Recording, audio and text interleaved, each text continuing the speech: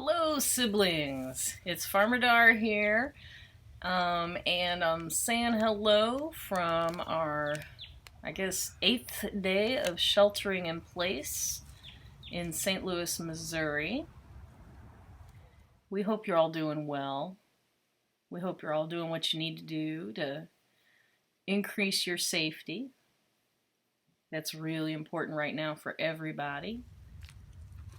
So I'm editing this video, I guess, on March 22nd, and our family made the decision to start sheltering in place on March 15th, when schools and jobs were all canceled and postponed, and since we're educators in this household, all of our respective jobs were either put on hold or decided to go to distance learning. And we're doing okay, getting a little cabin fever, but as you can see in this video, I spent a good amount of time yesterday in the garden and planted a third bed.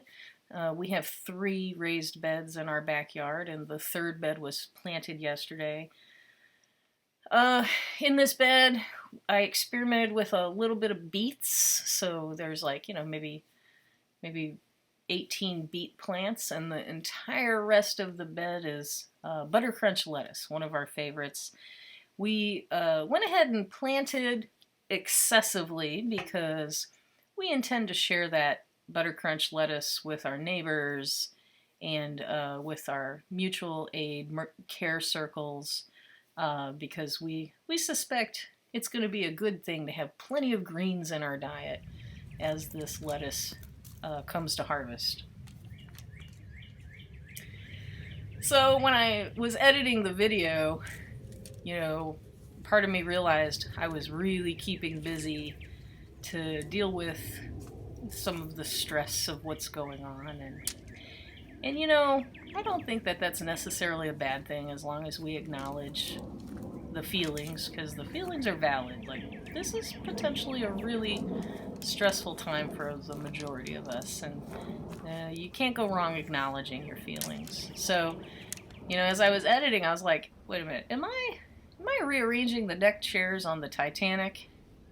And I just had to take a minute and think about that, and I don't think I am. I think any little productive, creative,